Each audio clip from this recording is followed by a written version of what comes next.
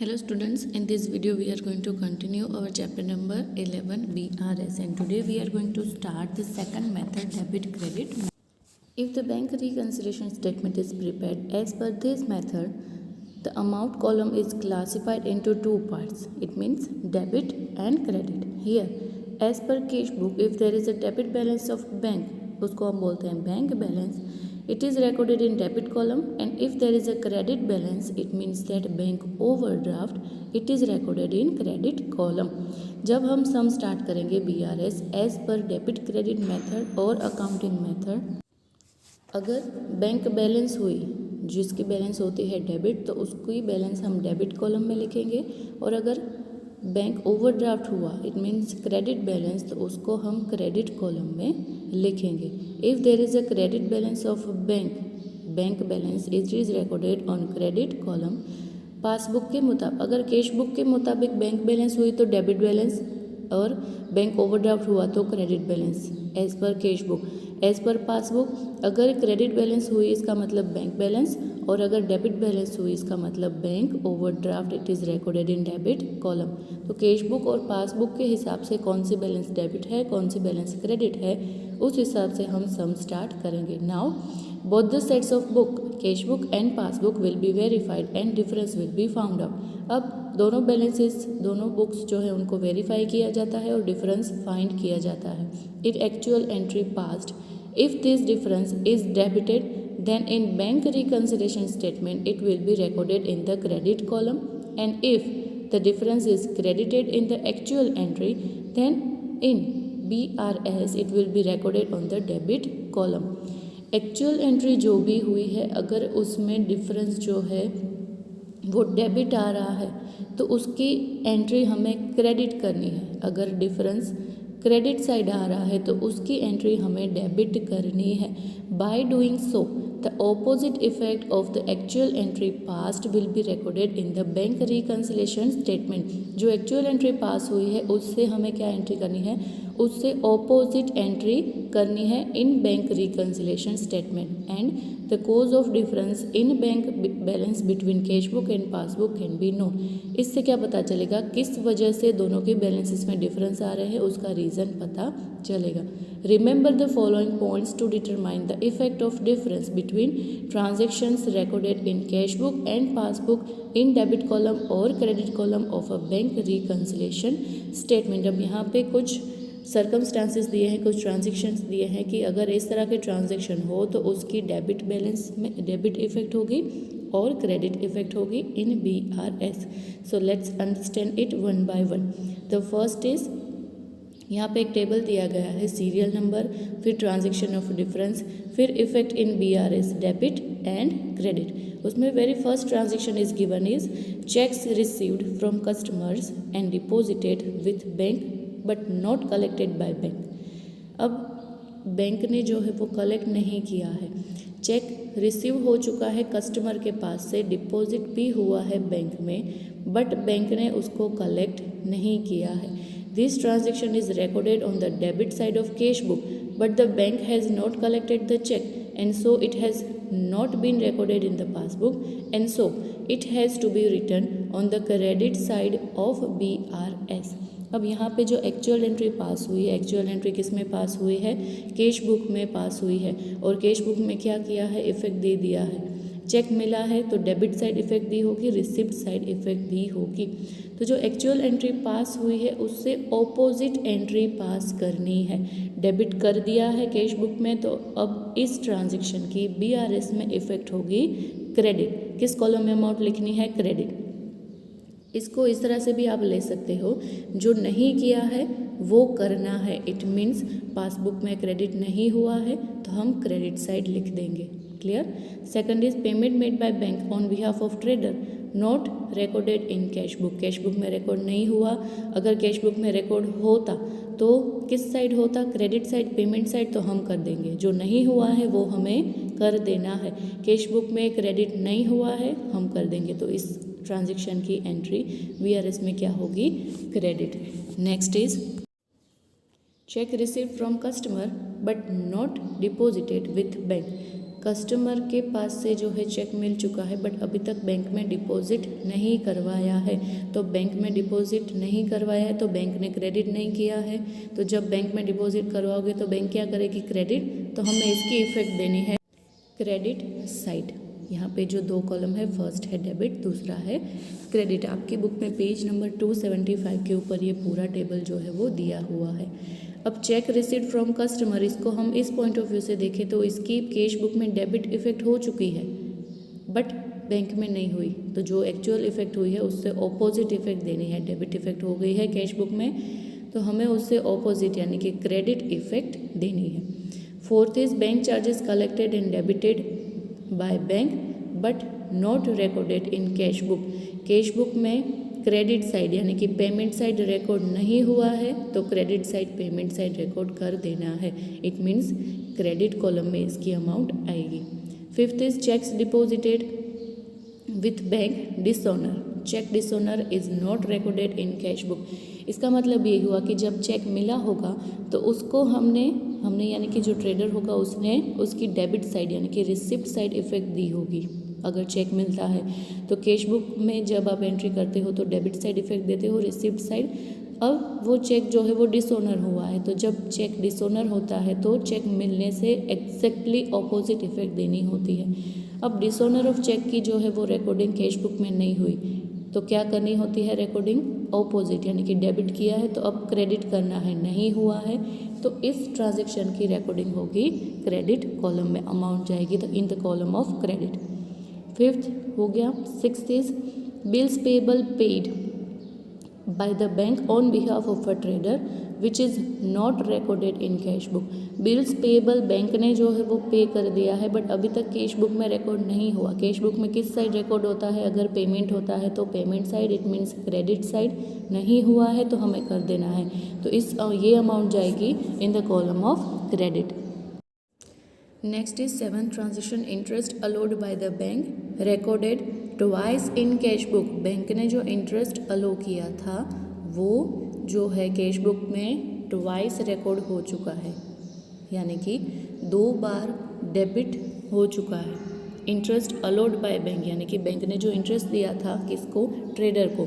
तो अगर ये इनकम है तो रिसिप्ट साइड एंट्री उसकी देनी है बट रिसिप्ट साइड तो एंट्री दी है लेकिन कितनी बार, 2 बार उसकी डेबिट इफेक्ट दे दी है। तो एक बार अगर आप उसकी क्रेडिट इफेक्ट दे दोगे तो ये क्या हो जाएगा, दोनों टैली हो जाएंगे। तो यहाँ पे एक बार क्रेडिट साइड इफेक्ट देनी है। Next is bank charges collected by the bank recorded in the cash book on receipt side by mistake. Bank ने जो है बैंक चार्जेस कलेक्ट किए थे यानी कि कैश बुक में उसकी पेमेंट साइड इफेक्ट होनी चाहिए बट गलती से रिसिप्ट साइड जो है वो उसकी इफेक्ट दे दी है तो यहाँ पे डबल अमाउंट से क्रेडिट होगा। गलती से डेबिट हो चुका है इसका मतलब डबल अमाउंट से क्रेडिट होगा। इट मीन्स अगर डेबिट आपके ने इफेक्ट दे दी है तो उसको कैंसिल करनी है तो उसकी ऑपोजिट इफेक्ट देनी पड़ेगी। तो एक बार क्रेडिट वो अमाउंट हुई और दूसरा एक्चुअल में जो पेमेंट साइड लिखना चाहिए वो लिखना होता है तो एक बार हम वो लिखेंगे। तो अगर हम डबल अमाउंट से क्रेडिट इफेक्ट दे देंगे तो इस ट्रांजैक्शन की जो है राइट इफेक्ट मिलेगी। Ninth is receipt side of cash book overcast. जब भी कभी ओवरकास्ट होता है तो जिस साइड पे ओवरकास्ट है तो उसकी ऑपोजिट इफेक्ट देनी है। अंडरकास्ट है तो जिस साइड अंडरकास्ट है उसकी सेम इफेक्ट देनी है। अब यहाँ पे रिसिप्ट साइड जो है वो ओवरकास्ट है यानी कि ज़्यादा अमाउंट उसकी है। रिसिप्ट साइड का जो है वो ओवरकास्ट है इसका मतलब एक बार हमें क्या करना पड़ेगा, जितने से ओवरकास्ट है सपोज 5000 एक्चुअल में है और 5500 गलती से लिख दिया है, 500 जो है वो ओवरकास्ट है तो हमें क्या करना है, 500 को क्रेडिट साइड लेके जाना है, रिसिप्ट साइड यानी कि डेबिट। तो जितनी अमाउंट ओवरकास्ट है उतनी अमाउंट से हमें ऑपोजिट इफेक्ट देनी है। तो 5000 डेबिट साइड ज़्यादा है तो उसको हम 500 कर देंगे क्रेडिट। 5500 अगर रिसिप्ट का टोटल है, 500 ज़्यादा है तो जितना ज़्यादा है उससे opposite effect. Next is debit side of passbook overcast. Overcast है मतलब डेबिट साइड ओवरकास्ट है तो जितना भी अमाउंट ओवरकास्ट है उसको ऑपोजिट यानी कि क्रेडिट इफेक्ट देनी है। Payment side of cash book undercast, payment side यानी कि क्रेडिट साइड अंडर कास्ट है यानी कि कम लिखा है तो उसको जितनी अमाउंट कम लिखी है उससे सेम इफेक्ट देनी है पेमेंट साइड यानी कि क्रेडिट साइड, तो हमें वो अमाउंट क्रेडिट करनी है। Credit side of passbook undercast, passbook की क्रेडिट साइड अंडर कास्ट है तो जो जिस साइड की अंडर कास्ट है सेम इफेक्ट देनी है। अब रिसिप्ट साइड यानी कि डेबिट साइड वो ओवर कास्ट थी तो हमने क्रेडिट किया, debit side of passbook overcast थी, डेबिट साइड ओवर कास्ट थी तो हमने क्रेडिट इफेक्ट दिया। फिर पेमेंट साइड अंडर कास्ट यानी कि क्रेडिट साइड अंडर कास्ट थी तो हमने सेम इफेक्ट दिया क्रेडिट, और credit side of passbook undercast, credit side की ही अंडर कास्ट थी तो हमने सेम इफेक्ट दी क्रेडिट। तो इस तरह से उसकी इफेक्ट होगी in BRS। Next is bills receivable discounted with bank and dishonour on due date which is not recorded in cash book. Bills receivable जो बैंक के साथ डिस्काउंट कराया था तो जब डिस्काउंट कराया होगा तो उसकी डेबिट इफेक्ट दी होगी, डेबिट साइड हमने लिखा होगा, रिसीप्ट साइड के इतना अमाउंट हमें मिलेगा। अब मैच्योरिटी डेट पे, ड्यू डेट पे वो क्या हो रहा है, डिसऑनर हो रहा है यानी कि बाउंस हो रहा है, तो उसकी क्या इफेक्ट देनी है, ऑपोजिट। तो यहाँ पे ऑपोजिट यानी कि क्रेडिट, तो ये अमाउंट जाएगी credit side. Next is cheque presented in bank but not recorded in cash book. Bank में जो है वो प्रेजेंट कर दिया है चेक बट अभी तक कैश बुक में रिकॉर्ड नहीं हुआ, तो पेमेंट है तो कैश बुक में किस साइड रिकॉर्ड होना चाहिए, क्रेडिट साइड, नहीं हुआ तो हम क्रेडिट साइड उसकी इफेक्ट दे देंगे। नेक्स्ट है चेक इश्यूड टू क्रेडिटर और for payment of expense which is not presented in bank. Creditor को चेक दे दिया है बट अभी तक बैंक में प्रेजेंट नहीं किया है। जब बैंक में प्रेजेंट होगा तो उतनी अमाउंट ट्रेडर के अकाउंट में क्या हो जाएगी, डेबिट। तो नहीं हुई है तो हम कर देंगे डेबिट। और चेक जो है वो पेमेंट कर दिया है क्रेडिटर को यानी कि पेमेंट साइड लिख दिया है, पेमेंट साइड यानी कि क्रेडिट साइड। तो अगर आप उस पॉइंट ऑफ व्यू से सोचोगे तो एक्चुअल जो एंट्री कर दी है उससे ऑपोजिट करनी है। तो कैश बुक में क्रेडिट हो चुका है तो उसकी ऑपोजिट डेबिट करनी है। Next is amount collected on behalf of a trader and credited by bank but which is not recorded in cash book. Amount जो है वो बैंक ने कलेक्ट भी कर दी है, बैंक ने उसकी बैंक अकाउंट में क्रेडिट भी कर दी है, बट अभी तक कैश बुक में रिसिप्ट साइड यानी कि डेबिट साइड उसकी इफेक्ट नहीं हुई है, हम कर देंगे डेबिट कॉलम में उसकी effect. Next is amount deposited by customer in a trader's account directly which is not recorded in cash book।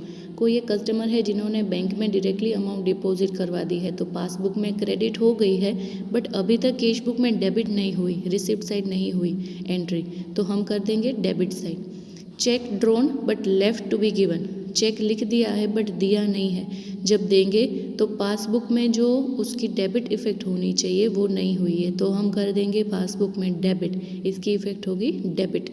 Interest allot by bank and credited in passbook which is not recorded in cash book, passbook में credit कर दिया है तो उसकी opposite effect देनी है क्या, debit. Cheque issued but not paid by bank और dishonour which is not recorded in cash book, cheque जो है वो इश्यू हो चुका था बट अभी तक जो है not paid by the bank, bank ने पे नहीं किया है, जब बैंक पे करेगी तो वो डेबिट साइड लिखेगी, हमारे ट्रेडर के अकाउंट में से उतनी अमाउंट काट लेगी, डेबिट इफेक्ट नहीं हुई है तो हम कर देंगे debit. Bills receivable collected by the bank on behalf of a trader which is not recorded in the cash book, bills receivable bank ने कलेक्ट कर लिया है ट्रेडर के बिहाफ में बट अभी तक कैश बुक में रिकॉर्ड नहीं हुआ है। कैश बुक में किस साइड रिकॉर्ड होता है, अगर इनकम है तो रिसिप्ट साइड, डेबिट साइड, नहीं हुआ है हम कर देंगे डेबिट साइड उसकी effect. Clear. Next is bank charges collected by the bank recorded twice in cash book, bank charges bank ने कलेक्ट किए थे तो कैश बुक में एक बार जो है वो क्रेडिट इफेक्ट होनी चाहिए पेमेंट साइड, 2 बार जो है वो रिकॉर्ड हो चुका है तो एक बार क्या करेंगे उसकी ऑपोजिट यानी कि डेबिट इफेक्ट दे देंगे। जब इसका हम सम सॉल्व करेंगे तब आपको ज़्यादा समझ में आएगा। Bank charges waived of bye bank and recorded in passbook which is not recorded in cash book, bank charges waived of by bank यानी कि बैंक ने ये ऐसा बोला है कि अब हमको आपके पास से बैंक चार्जेस नहीं लेने हैं, उन्होंने क्या किया है, गिव अप किया है। And recorded in passbook which is not recorded in cash book, wave जो किया है इसका मतलब इनकम हुई है, ये फ़ायदा हुआ है, बेनिफिट हुआ है ट्रेडर के लिए कि अब उनको बैंक चार्जेस पे नहीं करने, तो उसकी इफ़ेक्ट पासबुक में तो हो गई है, बट कैश बुक में रिसिप्ट साइड यानी कि डेबिट साइड नहीं लिखा है, तो हम लिख देंगे debit side. Interest allowed by bank recorded on the payment side of the cash book by mistake. Interest allowed by bank यानी कि बैंक ने जो है इंटरेस्ट अलाउ किया है, पेमेंट करना है, रिकॉर्डेड ऑन द पेमेंट किया है बैंक ने, बट वो गलती से पेमेंट साइड लिख दिया है। अगर इंटरेस्ट देता है बैंक तो वो ट्रेडर के लिए क्या होती है, इनकम होती है। कोई भी उनकी एफडी या सेविंग अकाउंट होता है उसके ऊपर बैंक क्या देता है, इंटरेस्ट देता है ट्रेडर को, तो वो ट्रेडर की इनकम हुई, बट गलती से पेमेंट साइड कैश बुक में उसकी इफेक्ट दे दी है, तो क्या करना है, डबल अमाउंट से डेबिट साइड उसकी इफेक्ट देनी है। एक तो जो गलती से पेमेंट साइड इफेक्ट दी है उसको कैंसिल करने के लिए सेम अमाउंट से ऑपोजिट इफेक्ट देनी पड़ेगी, और दूसरी एंट्री जो एक्चुअल हुई है वो करनी है। एक्चुअल में रिसिप्ट साइड उतरी अमाउंट लिखनी है, जितना इंटरेस्ट बैंक ने दिया है ट्रेडर को वो।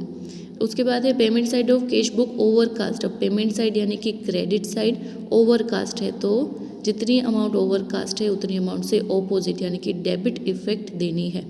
Credit side of passbook overcast, credit side of passbook overcast है, तो जितनी अमाउंट ओवरकास्ट है उसकी ऑपोजिट यानी कि debit effect. Receipt side of cash book undercast, receipt side यानी कि डेबिट साइड, अंडरकास्ट है सेम इफेक्ट डेबिट।